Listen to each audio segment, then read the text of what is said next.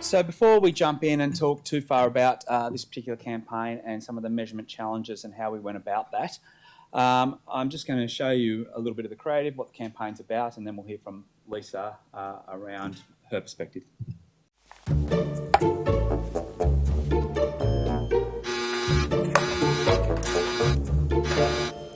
I believe that the top's recyclable and maybe this black stuff feels like paper or cardboard, so I'll put it there. Am I wrong? I always thought this was recyclable.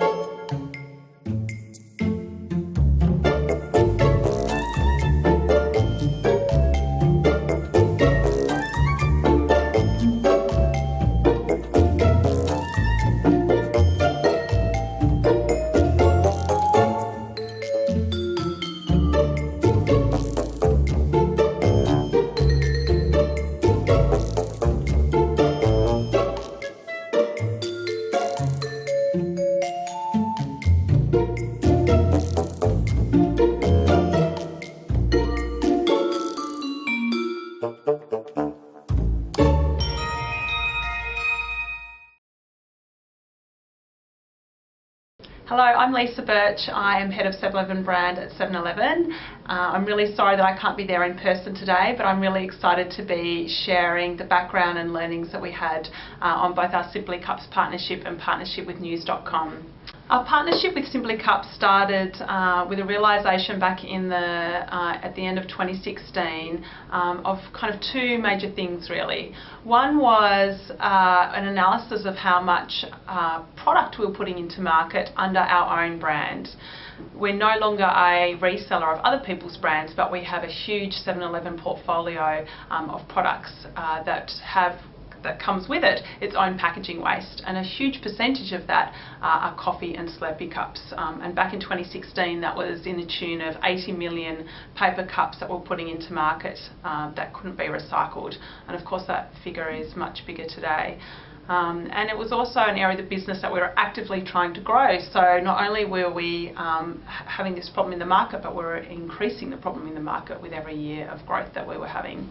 The second thing was the realisation that our customers were genuinely caring about sustainability and in particular packaging waste. And I know that that sounds like a really obvious statement now, but 3 years ago, and in particular I guess in the convenience market, that realisation and knowledge wasn't so overt as it is now. War on waste hadn't happened, and that real mainstream knowledge and psychology around sustainability wasn't mass market. So we decided to partner with Simply Cups. Then War on Waste did happen on TV, so that always that helped really galvanise our action a bit more quickly into market. But we were very far into conversations with Closed Loop, who run the Simply Cups program, and we decided to launch in the beginning of 2018. Once we decided to partner with Simply Cups, as a pioneer partner, we had some really big communications challenges. Firstly, we had a very low communications budget, and that was born out of the fact that this is not a program that generates any revenue or profit. So it was purely done to address and take responsibility for the packaging waste that we were increasingly putting into market each year with coffee and Slurpee. And secondly, drive and address that customer insight and that customer-led thinking that we had realised around the need for taking responsibility for sustainability. So we didn't have a huge budget. And secondly, we were tackling an issue where there was immense amounts of customer confusion. So people didn't realise that coffee cups weren't recyclable, or they thought that they were recyclable and put them in the recycling bin, which was just as bad because then they were still going to landfill, or there was mixed messages about that, or some people thought the lid was and the cup wasn't. So we had to dispel the myths around existing recycling behaviour. Then we had to educate people that there was a way to recycle cups if they were collected separately in a dedicated stream, which is what we were setting up with Simply Cups. And thirdly, we had to then make them realise that the issue was important enough to be going out of their way to recycle the cups in the right way. So that was a lot to have to do on a small budget in a big marketplace on this issue. So we worked with our media agency and came up with a kind of 3-phased media plan to tackle those communications challenges. And that was a campaign structured around awareness, or disruption if you like, trying to disrupt people's behaviour and knowledge around recycling of cups, education, and this was super important and probably the most critical point in helping people to understand the current environment and what wasn't working with it, and then what needed to happen to make them recyclable. And then the third thing was action, how we could show people a practical way to recycle their cups, and that was to come into 7-Eleven with their coffee cups. So the partnership with news.com was fundamental in the campaign because it was driving that education piece around dispelling the myths around coffee cup recycling, and then providing people with the education and information about how they could recycle cups in a way that was going to make a difference. And the partnership was really built on both native and branded content, and it was really important that that branded content came through because people needed to know in the end that 7-Eleven was pioneering this, that that's new news for people and where that they could then take their cups to get them recycled. But obviously the native content needed to come first in that, in showing this real Australian-wide and in fact global issue that we have in this space. Okay, so not your typical campaign brief that you received. So, Sabrina, we've just heard from Lisa that it wasn't your typical campaign brief. It was crucial to raise that awareness and really educate and explain the whole issue of coffee cup recycling, what that means and how to take that forward. But it was also really key to tap into consumers' emotions around that so that it would resonate with them and change their behaviour. So how did you go about tackling those challenges? Well, when we received the 7-Eleven brief, we were definitely inspired by their goal and I guess their social commitment to recycle 70 million coffee cups per year through their Simply Cups partnership. You saw, as Lisa mentioned, and also through the news.com.au video, there was actually a lot of confusion amongst consumers about whether coffee cups could or couldn't be recycled, that me included in that. From the campaign, I found there was some pretty interesting but also quite alarming stats. For example, who knew that's actually the plastic lining in coffee cups that prevents them from being recycled by the standard way? And when you actually put them in the bin, it actually contaminates the whole lot of recycling with it. Also, by the end of this presentation, 3 million takeaway coffee cups would have been added to landfill in Australia. The World Economic Forum estimates that by 2050, we'll actually have more plastic in the ocean than we will fish, with coffee cups being a contributor. So it's information like this our news.com.au team wanted to surface. We knew we needed to educate and emotionally engage Australians with the recycling issue, but also motivate them to act in a way that was simple but also convenient to them. Native content for us is a great way to help clients cut through the clutter but also connect with our audience in a way that consumers organically explore but also discover content that's personally relevant to them. The message is also delivered through brands that they trust in a tone that they also relate to and also know, are familiar with. So it seemed fitting for us that a native content series would be the appropriate solution for this campaign run across our leading news website, news.com.au. The team produced 4 articles in total and also a video piece to emotionally engage consumers in the issue. They also used a range of different dynamic and interactive features within the articles, and that helped create self-reflection but also bring consciousness to people's own coffee cup usage.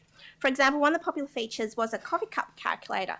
This was integrated into the articles, and something as simple as this helped drive user engagement and raise awareness of people's own personal coffee consumption in terms of the environment, which, by the way, I discovered my own coffee cup footprint was 726 takeaway cups per year, so I have now switched to Keep Cups. Great.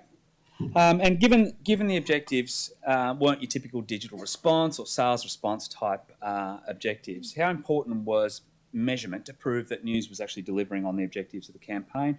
And what did you need to do differently to show the unique benefits of the news network? We We were confident the campaign would really deliver on education and, I guess, emotional connection, as being a media company, storytelling is at the heart of what we do. The tricky part was the measurement of it. Measuring the effectiveness of a native is so much more than measurement of page views or time spent on page. We need to prove that the content actually influenced people's perceptions around coffee cup recycling, but also the sponsoring brand 7-Eleven. We know from the many native and sponsored content-led campaigns that we've measured through Kantar that the content we produce for our client works. But when we look at these campaigns as an aggregated average, the particular areas where the content has performed particularly well in is in conveying consumer relevance, performing 1.6 times higher than Kantar's normative average, content that's likable, performing 1.8 times higher than normative average, and communicating new information about the sponsoring brand, performing 1.5 times higher. So we had a fairly good idea of the results we could deliver in terms of creative diagnostics, but I guess we really want to delve deeper in terms of measuring the quality of attention that was actually captured, given the content was quite dynamic in nature. Also identify the critical points within the content pieces that had the biggest emotional impact, but also attributes where we really moved the dial for 7-Eleven. So hence, that's when we turn to our good experts, Kantar, to develop custom content measurement solution for us. Okay, so we had a video to measure and we had 4 content pieces. Just to give you a broad idea of how they went. They weren't just a short content piece. There was several pieces of the article you need to read through, different graphics that were applied within them, and a couple of different examples there. So I guess some of the real challenges here is that we're measuring native content. We're measuring off a small budget. All right, so it's actually really hard to find people that have been exposed to that in the live sample world and to get panel people to respond to surveys or aspects of that. Okay, so it's also really hard to get a clean control sample, okay, in these sort of environments, because you find the people that are engaging with the article are they've got higher predispositions in the first place. All right, so that's always a challenge when we're looking at native content or this type of content. All right, native content's often lower reach, as I said, but especially in this case was lower spend.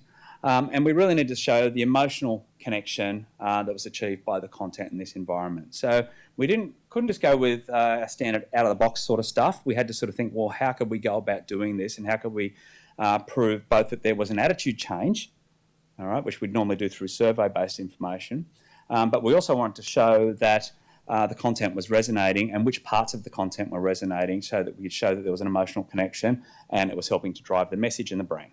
All right, so we did that through a couple of ways. One is we used a context lab methodology, which is a control and exposed methodology, but what it allows us to do is to force the exposure to the content that we want people to see. All right, so we basically take over their viewing experience to do that. I'll explain that a bit more in a minute. And then so we compare their survey results to a control group with similar targeting, similar types of content environments they're viewing, to try to keep them as close as possible. All right. But then secondly, we wanted to really explore that emotional connection and how people interacted with the ads a bit further. So on the video, we did some facial coding. So as people were watching the video, we turned the cameras on the machine so that we were able to code their facial expressions as they're watching the ad, as they're going through. So are they smiling? Are they frowning? Are they acting surprised? How does their facial expressions change as they're viewing and interacting with the content? And from that, we determine where they're interested, where they're not interested, how that's playing out. For the individual articles, we did eye tracking to see, well, which parts of the articles were people viewing? Were they going all the way through? How does that play out? And then at the end of that, we did intuitive associations with the 7-Eleven brand. So what that entails is showing people a range of words and getting them to associate or not associate those words with the 7-Eleven brand. And the speed at which they do that changes based on how close or not they are based around that. Right? So we used a few different techniques to try to understand and get underneath the emotional connection that we're seeing with the brand. So the forced exposure, how it works is we do a screener up front and then we do a first exposure as though they're just normally consuming the content. All right, so we control the content that they're going to be seeing. They go to a live web page and then they've got the option to go in and see that content and engage with it as they would normally do if they were browsing a web page. Okay, the control group's showing branded content as well, but they're shown a different piece of content. All right. We then ask them off the back of that our standard survey questions to ask their brand resonance. All right, and we'll compare those control and exposed groups based on that single exposure. Okay. After that, we then ask them to go back, and this time we say we want you to engage with the content in more detail. All right. As at that point, we use the facial coding to understand how they're interacting with the ad, and we use the eye tracking components as well, and then we follow it up with intuitive associations after they've been through the content. All right. So, we get the natural sort of brand environment, and then we start getting the diagnostic information around the facial coding and the eye tracking, etc. So what did we find? Facial coding showed us that audience expressiveness peaked at 3 different points. Firstly, when the bing sounds and we realise we can't recycle coffee cups in the normal way. We can't just throw them in the recycle bin and away we go. All right, there's a realisation that comes out there. The second point was understand that the plastic lining within the cups is the reason why. So people are starting to get the message going, oh, okay, that's resonating. And the third piece was with 7-Eleven. They're kickstarting the coffee cup recycling revolution of around 70,000 cups. So we're able to show 7-Eleven with the content that the news had created that there was certain key messages that were really sparking interest amongst the consumers that were viewing the content. And the other thing that was key for 7-Eleven was that they were getting their brand in the mix within that, so it's actually going to transfer across into the brand. Eye tracking, and many of you will have seen eye tracking pieces before, so we basically did heat mapping around that, looked at the different elements to see whether people are actually going all the way through the articles or are they just dropping out after the first page, and what are they saying, and which pieces of that article content are they engaging with, because you heard from Sabrina, there was different tactics they used within the creation of that content to try to ensure there was engagement that was happening throughout, and the eye tracking was able to confirm, deny whether we were achieving that. And the intuitive associations, what we're able to show here, and this is a bit of a messy chart, but basically there was a few key positive associations that on exposure we got a faster yes for 7-Eleven around that. So we're really showing relevant and trusting, which news was really key for in terms of the context, the environment that the content was being shown in. That translating across to 7-Eleven was important. But also motivative, innovative and eco-friendly were coming through as you'd expect from those intuitive associations. So from the emotional side of things, there's some diagnostics where I see some strong results. But we also did from the survey look at, well, here's some of the key messages that were trying to be communicated in the campaign by the consumption of the content. And we saw strong lifts across the board around helping to save millions of coffee cups, more eco-responsible, allows you to recycle your coffee cups in a sensible way, that type of thing, was all coming through from the campaign. And at a total level, the campaign encouraged people to purchase at 7-Eleven. So it was achieving both the brand results, but also getting those emotional connections and highlighting some of the content that news had created was delivering that for 7-Eleven, the brand. So in summary, educated in the issue, educated the resolution, and was also inspiring people. So 7-Eleven got that whole educate phase with news partnership was delivering for them. So Sabrina, just from your perspective, a different approach because there was very different objectives and how do we get to that. What was the outtake from you and how was the client? Yeah, we were really happy with the campaign results and also with the measurement approach we took. For us, it was something quite different in terms of, measuring emotional impact rather than usually measuring ROI. The feedback from 7-Eleven was anecdotal but was consistent with the results we received. They said it helped contribute in driving foot traffic and getting customers to adopt a new behaviour of recycling coffee cups at 7-Eleven stores. Also, following this campaign, they also booked a subsequent native campaign centred on the taste of their coffee, which was also good. And obviously, it was a nice surprise for us. We were also awarded third place at the International News Media Association Awards for the category of Best Execution of Native Advertising earlier this year. So overall, it was something that we were really happy and pleased with in terms of demonstrating consumer impact. And I guess to get the final word, we'll go back to Lisa and a quick snap from her on the results impact. We were really delighted with the results that we got from the partnership and the role that it played in that education piece in the campaign. And as a nice aside, also the impact it obviously had on the 7-Eleven brand in a hugely positive way.